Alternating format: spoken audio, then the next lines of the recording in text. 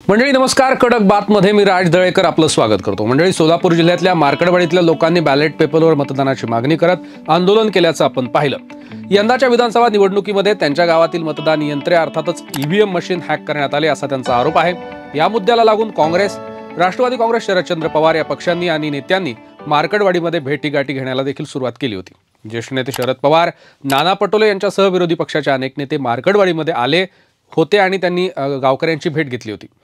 ईव्हीएमला विरोध दर्शवला होता. तसंच मार्कडवाडी इथल्या लोकांची भावना जाणून घेत त्यांच्या आंदोलनाचं कौतुकही केल्याचं आपण पाहिलं. मंडळी, त्यानंतर सत्ताधाऱ्यांपैकी देखील भाजपचे आमदार गोपीचंद पडळकर, सदाभाऊ खोत, राम सातपुते आदी नेत्यांनी मार्कडवाडीमध्ये सभा घेत ईव्हीएमचं समर्थन केलं आणि विरोधकांवर या सभेमध्ये जोरदार टीकाही केली. आमदार गोपीचंद पडळकर आणि राम सातपुते या दोन नेत्यांनी या सभेमधून शरद पवार यांच्यासह मोहिते पाटील यांच्यावरही जोरदार टीका केली. पडळकर यांनी रणजितसिंह मोहिते पाटील यांच्या आमदारकीच्या राजीनाम्याची मागणी देखील केली. आणि मंडळी, मोहिते पाटील घराण्याने लोकसभेपूर्वी तत्कालीन माढा लोकसभेचे खासदार रणजितसिंह निंबाळकर यांना विरोध करत राष्ट्रवादी शरदचंद्र पवार पक्षामध्ये प्रवेश केल्याचं आपण पाहिलं होतं. पुढे माढा लोकसभा निवडणूक लढवत धैर्यशील मोहिते पाटील हे राष्ट्रवादीच्या तुतारी या चिन्हावरून निवडूनही आले. त्यापूर्वी मोहिते पाटील घराणं हे भाजपच्या बाजूनं होतं. तेव्हा भाजपने रणजितसिंह मोहिते पाटील यांना विधान परिषदेची आमदारकीही दिली होती. तसंच मोहिते पाटील यांच्या मतानुसारच लोकसभेचा उमेदवार त्यावेळी दिला होता.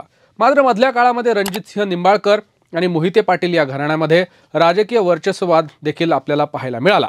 दोन्ही घराण्यांनी राजकीय भूमिका जाहीर केली. मोहिते पाटलांनी शरद पवारांच्या राष्ट्रवादीमध्ये प्रवेश करत लोकसभा लढवली आणि जिंकली. त्यानंतर मार्कडवाडी हे गाव ज्या विधानसभा मतदारसंघात येतं तो माळशिरस विधानसभा मतदारसंघ. या मतदारसंघात 2019 साली भाजपने राम सातपुते हे उमेदवार दिले होते आणि ते निवडूनही आले होते. तेव्हा सातपुते यांच्या मागे मोहिते पाटील घराणं ताकदीनं उभं होतं. मात्र यंदाच्या लोकसभेनंतर विधानसभेला देखील मोहिते पाटील घराण्याकडून राष्ट्रवादी काँग्रेसच्या उमेदवारामागे ताकद लावली गेली. राष्ट्रवादी काँग्रेस शरदचंद्र पवार पक्षाचे उमेदवार उत्तम जानकर हे यंदा माळशिरस विधानसभा मतदारसंघातून निवडून आले. तसंच विधानसभा निवडणुकीपूर्वी धैर्यशील मोहिते पाटील यांनी राम सातपुते यांचा पराभव करणार असंही जाहीर केलं होतं. त्या संदर्भातले अनेक व्हिडिओ त्यावेळी आपण सोशल मीडियाला पाहिले होते आणि ते मोठ्या प्रमाणात व्हायरल झाले होते. आणि झालंही तसंच. यंदाच्या विधानसभेला उत्तम जानकर यांनी राम सातपुते यांचा पराभव केला. मात्र त्यानंतर मार्कडवाडी या गावामध्ये राम सातपुते यांना जास्त मतं मिळाली होती, तर उत्तम जानकर यांना कमी मतं मिळाली होती. आणि असे होणे हे मार्कडवाडी इथल्या लोकांना पटले नव्हते. त्यामुळेच त्यांनी ईव्हीएम हॅक झाल्याचा आरोप करत ईव्हीएम विरोधात आंदोलनही केलं होतं. तसंच गावकऱ्यांनी पुन्हा एकदा बॅलेट पेपरवर मतदान घेण्याची मागणी देखील केली होती. याशिवाय सर्व गावकरी एकत्र जमले होते आणि त्यांनी चिठ्ठी टाकून मतदानाचा प्रयोग गावात करण्याचं ठरवलं होतं. मात्र प्रशासनानं या प्रक्रियेला विरोध दर्शवत हा प्रकार बंदही पाडला.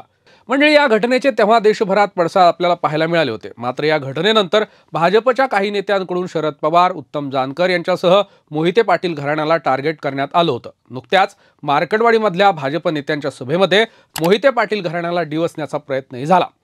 दरम्यान याच झालेल्या जाहीर सभेमध्ये माळशिरस विधानसभेला पराभूत झालेले भाजपचे नेते राम सातपुते यांनीही मोहिते पाटलांवर जोरदार टीका केल्याचं आपण पाहिलं.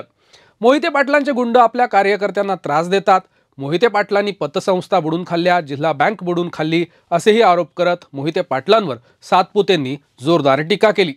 मार्कडवाडी गावचा DNA हा मोहिते पाटलांच्या विरोधातला आहे असं राम सातपुते यावेळी म्हणाले.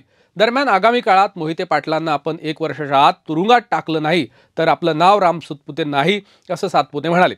दरम्यान 2029चा आमदार भाजपचा असेल असं थेट आव्हान देखील सातपुते यांनी दिलं.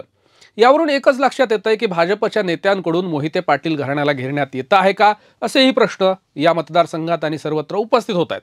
दरम्यान राम सातपुते यांच्या टीकेनंतर माळशिरसचे आमदार उत्तम जानकर यांनी सातपुतेंवर टीका केली आणि राम सातपुतेंसारखे 100 जण मोहिते पाटलांचे बूट पुसतात या शब्दात त्यांनी टीका केली. पराभव झाल्यामुळे राम सातपुते वैफल्यग्रस्त आहेत, आता काहीही ते बरळतायत, त्यांच्या डोक्यावर परिणाम झालाय अशी टीका जानकर यांनी केली.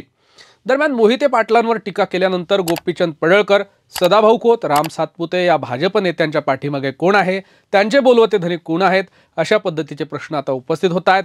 एक मात्र वरच्या घटनांवरून लक्षात येतंय की लोकसभेमध्ये मोहिते पाटलांनी भाजपच्या खासदाराचा केलेला पराभव, त्यानंतर माळशिरसमध्ये राम सातपुते यांचा झालेला पराभव, या सगळ्या गोष्टींमुळे मोहिते पाटील किंवा त्यांचं घराणं टार्गेट केले जाते का, याबद्दल तुम्हाला काय वाटतं हे आम्हाला कमेंट बॉक्समध्ये नक्की कळवा.